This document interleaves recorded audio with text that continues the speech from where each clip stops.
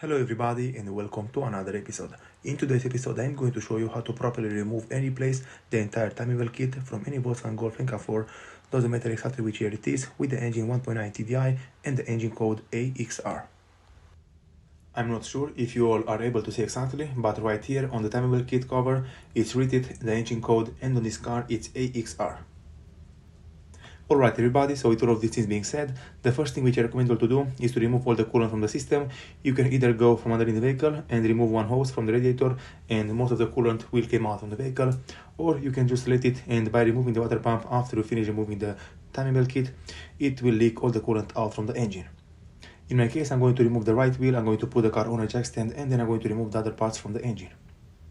Right here, as you can see, the right wheel is removed, the cover from right here is also removed, and right here you have one pipe which is going out from the turbine into the intercooler, and you have to remove this pipe because it's secured with two clips, one in the right, as you can see right here, and one right here in the left, and you'll have to remove it completely out from the vehicle because in this way it will give you more space and room to work with, and it will make your job a little bit easier than normally it is.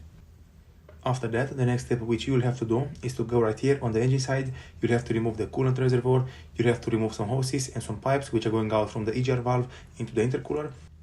And also, if you are able to, you'll have to remove the engine mount completely out from the vehicle, and you'll have to support the weight of the engine using a jack stand. In my case, I'm going to remove it, I'm going to support the engine with a jack stand, but make sure to put a piece of wood over the jack stand because you don't want to crack the oil pan or something like that. After that, I'm going to remove all the hoses. Right here it is the coolant reservoir. You have two bolts which are securing it in place, and after that you can just pull it out and put it aside from your way. Alright everybody, so far I removed only the pipe which is going out from the EGR valve to the intercooler. Also I removed the coolant reservoir, and the pipes I placed them right here in the front of the vehicle just to get rid and clear my way. And also with the steering reservoir, you can just let it like this, or if you are able to, you can just pull it in a corner to give you more space and room to work with. After that, moving forward with the job, the next step which you have to do is to disconnect and remove the engine mounting support, which is secured right here with 3 screws over the chassis and with 2 more screws over the engine. You'll have to remove all of these screws to get rid of the engine mounting support, and you'll have to put it away. After that, if you are able to, you'll have to remove also the engine mounting support which is still attached to the engine. In my case, and from my experience on this kind of vehicle, you will not be able to remove it completely. You'll have to put it aside and work with the engine mounting support still attached to the engine.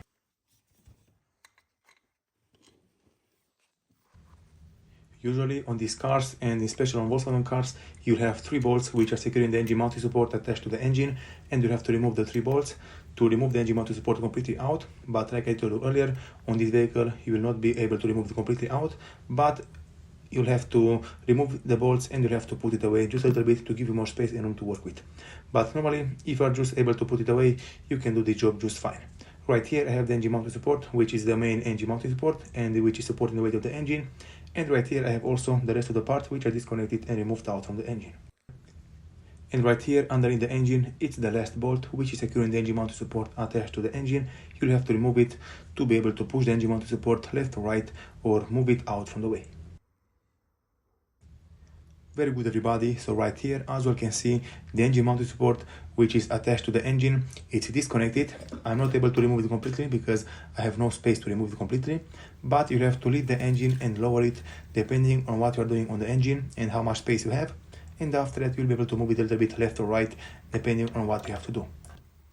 After that, you'll have to remove this metal cover which is installed over the timing belt kit and which is secured with 6 bolts over the engine. You'll have to remove it to have access to the timing belt kit. Very good everybody, so the next step which you'll have to do is to put the engine into the TDC or into the top dead center, and you'll have to use some special locking tools which will help you to do that. So as you can see, in my case, I already rotated the engine a few times until I was able to install the locking tools, and right here down there the crankshaft is locked. Also the camshaft from right here from the top it's locked, and you'll have to put and remove the special tools and you'll have to lock them in place. From here, for example, I hope you all are able to see, you'll have one arrow on the special tool which will guide you on how you'll have to install it over the engine. You'll also have one dot or one little arrow over the crankshaft pulley, and you'll have to put it exactly facing one to each other. After that, you'll have to go ahead and remove the timing belt completely out from the engine. In my case, I already removed it. My camera battery was dying, and this is why I couldn't film how I removed it, but you'll have to detension the tensioner and you'll have to pull it out from the engine very easy. After you finish removing the timing belt, you'll have to remove the pulleys which are still installed over the engine, and then you'll have to remove the water pump. To remove the water pump, you'll have 3 bolts which are securing it mounted in place. You'll have to remove the 3 bolts, and after that you have to pull it out. Make sure to put something underneath the engine to catch all the coolant which will come out from the engine. And after that you have to clean the area very good. I recommend all to use some very fine sandpaper and clean the engine area where the new water pump will be installed, just to make sure that the new water pump will fit perfectly into the engine.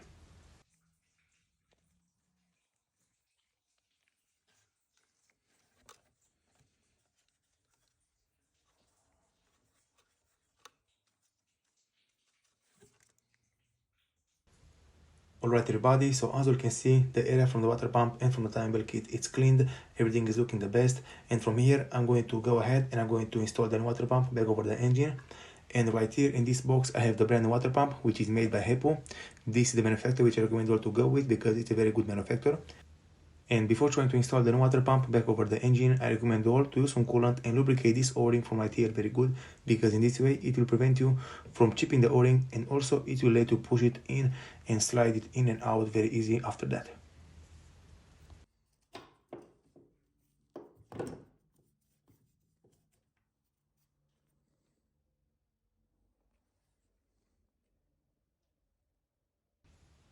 Okay everybody, so as you can see, the water pump is installed back over the engine. You'll have to tighten it to 50 Newton meters, and from here you'll have to prepare all the things, make sure that all the locking tools are into the place, make sure that all the parts are installed over the engine, because from here you'll have to install back the tensioner and the timing belt kit over the engine.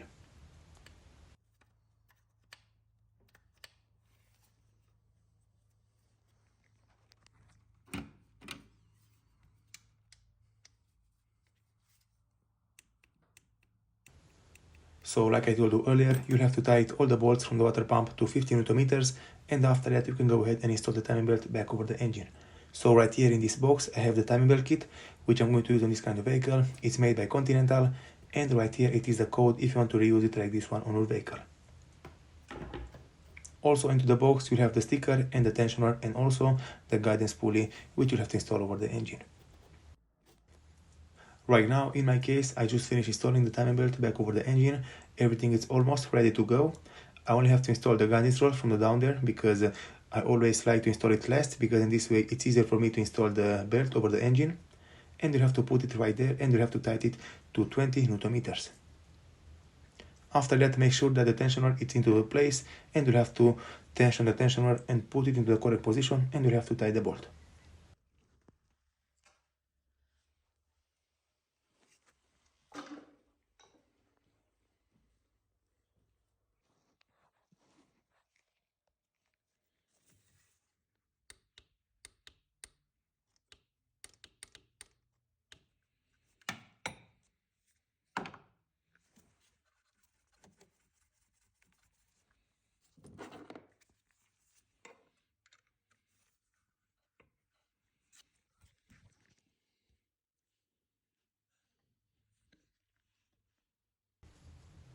From here, the next thing which you have to do is to tension the tensioner. You'll have to put the arrow into the dot, and you have to make sure that it's tight and aligned.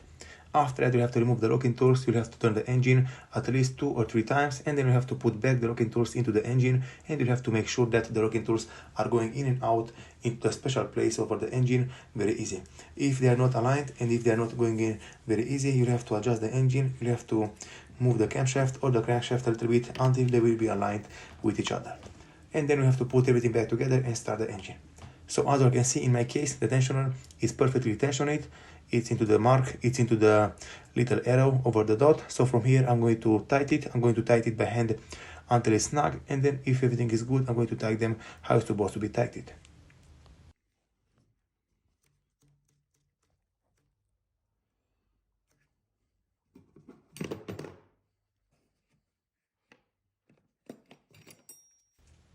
Also, before removing the locking tools, make sure to tie the 3 bolts from the camshaft until it's snug, just to make sure that the camshaft will not move out from the position.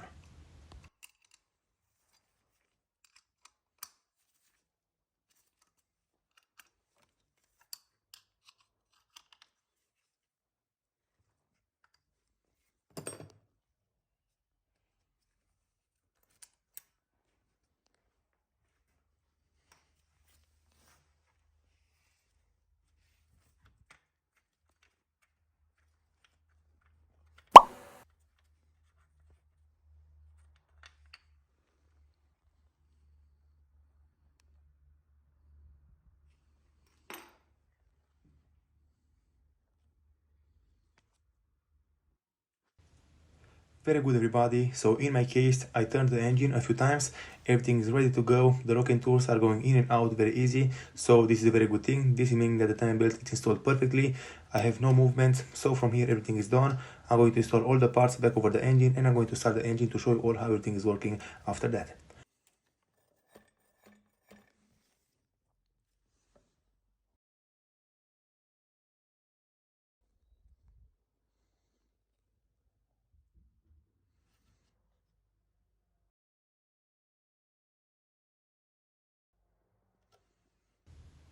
Right now, from this moment, the next thing which I'm going to do is to install back some parts over the engine, just to make sure that I'm able to start it, and from here, just see how the engine is starting for the first time.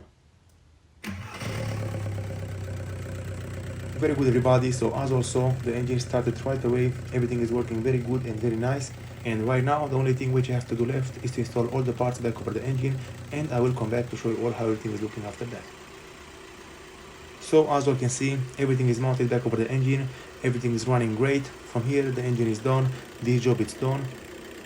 I only have to add some coolant and also check the coolant level, and from here the job is done. As you can see, this is all I have to do. Those are all the things and steps which you have to follow if you want to complete the job like this one. In today's episode, I showed you all how to remove and replace the entire timing belt kit from any VW GOLF MK4, doesn't matter exactly which year it is, with the engine 1.9 Tdi. Thank you all for watching. If you liked the video and found it informative, please leave a like and a comment down below. See you next time.